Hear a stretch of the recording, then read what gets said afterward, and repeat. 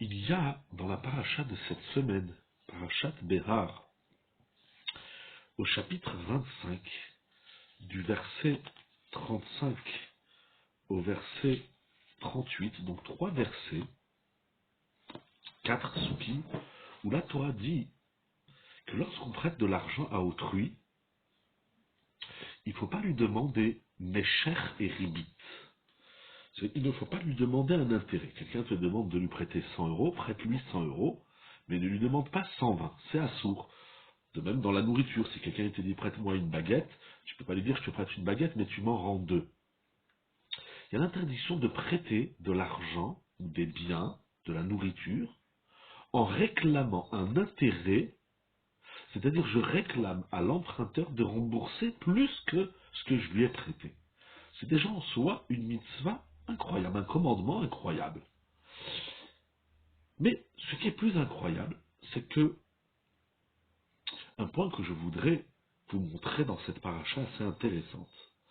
Lorsque la Torah dit tu ne prêteras pas ton argent et ta nourriture avec Nesher et Ribit, en demandant, en réclamant un intérêt, il est dit Ani Adonai Elohechem, je suis l'Éternel votre Dieu, Asher Otsetietren Eretz Israël qui vous a fait sortir de l'Égypte, pour vous donner la terre de Canaan, afin d'être pour vous un Dieu.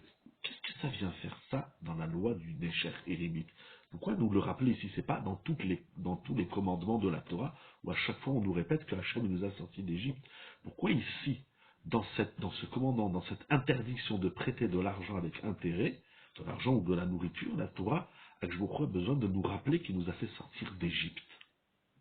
Comme si la sortie d'Égypte, elle était conditionnée à ce commandement de ne pas prêter de l'argent avec intérêt. Quel est le rapport? Inspiré, je dis bien inspiré, du Noam Elimelech. Le Noam Elimelech, le Rav Elimelech de Lijensk, il dit, si on prête de l'argent avec intérêt, on bloque la Géoula. Il y a un rapport direct entre notre, on va dire, notre appréciation de l'argent, notre rapport à l'argent et la Géoula. Si on prête de l'argent avec intérêt, on bloque la Géoula. Si on prête de l'argent sans intérêt, on ne bloque pas la Géoula. Pourquoi? Je dis bien inspiré parce que ce n'est pas tout à fait ce qu'il écrit, le Noam Elimelech, mais inspiré de ce qu'il dit, je comprends la chose suivante. Lorsqu'on prête de l'argent avec intérêt, tout d'abord, il dit que ce rapport, il existe aussi avec Akadosh Baruch Hu. On fait des mitzvot, on fait la Torah, on se renforce dans la Torah et les mitzvot, et on attend qu'Akadosh Baruch Hu, il nous donne un retour. Voilà ce que j'ai fait pour Dieu, j'attends un retour de sa part. Il dit, celui qui fait la Torah de cette manière, il bloque la Géoula. Pourquoi? Quelle est l'idée qu'il y a derrière tout ça? Si je réclame à Akadosh Baruch Hu un retour de ce que je fais, je me limite. Je me limite pour deux raisons. D'abord, parce que comme si ça voudrait dire que si j'attends pas, il va rien me donner. Voilà, j'ai fait des mitzvot, il va rien me donner. Il faut que je lui demande de me donner un salaire. Donc j'ai limité Kaviachol à Kadosh Baruch Hu à ce que je lui demande. Mais ça veut dire aussi que je lui demande de me donner ce que je lui demande. Je ne laisse pas la possibilité à Kadosh Baruch Hu de me donner plus que ce que je lui demande. On a enlevé Kaviachol, on parle ici d'Akadosh Baruch Hu, on a enlevé, on a limité le retour d'Akadosh Baruch Hu.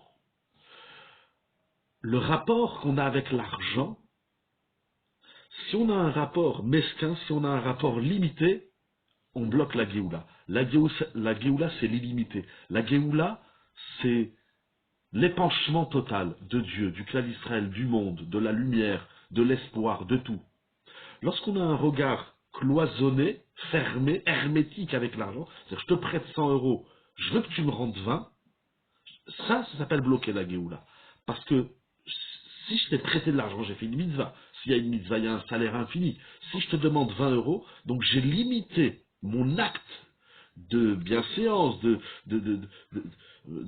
voilà, de recette, de générosité envers l'autre, je l'ai limité aux 20 euros supplémentaires que je t'ai demandé. Lorsqu'on se met des limites dans la vie, on empêche la Géoula de se réaliser. La Géoula, c'est un monde qui va au-delà de celui que nous voyons. C'est une vie qui ne se limite pas à ce qu'on voit. C'est arriver à admettre qu'il y a quelque chose qui va au-delà de ce qu'on voit, au-delà du perceptible de l'humain. C'est peut-être pour ça que la Torah dit, je vous ai fait sortir d'Égypte. N'oubliez pas ce concept de l'épanchement, de la hitpashtout. Si tu prêtes de l'argent avec intérêt, tu t'es enfermé. Or, Akshbourg dit, moi je vous ai sorti de l'Égypte.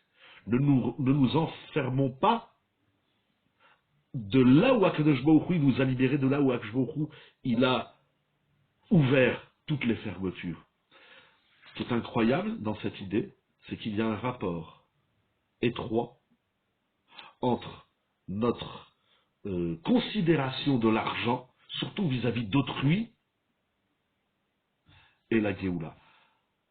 Rajoutons encore un point, c'est que si je prête de l'argent, donc je donne à l'autre une certaine liberté, il vient, il dit prête-moi 100 euros, je ne peux pas finir le mois, je dois payer mon loyer, je dois faire les courses, prête-moi 1000 euros, prête-moi 10 000 euros. Donc je lui donne une Géoula, je le libère de son problème. Si je lui dis je te prête 10 000, mais il faut que tu me rembourses 12 000, je l'ai libéré, mais je l'ai tout de suite réenfermé dans cette étroitesse, parce qu'il avait déjà, je lui ai offert une certaine liberté, et maintenant que je lui demande un intérêt, je le recloisonne, je le réenferme dans un nouveau souci. Face à Kadosh Baruch Hu, que nous comprenons bien l'enjeu de la Géoula qui se joue dans notre argent. C'est incroyable comme idée. Shabbat Shalom ou Mevorach.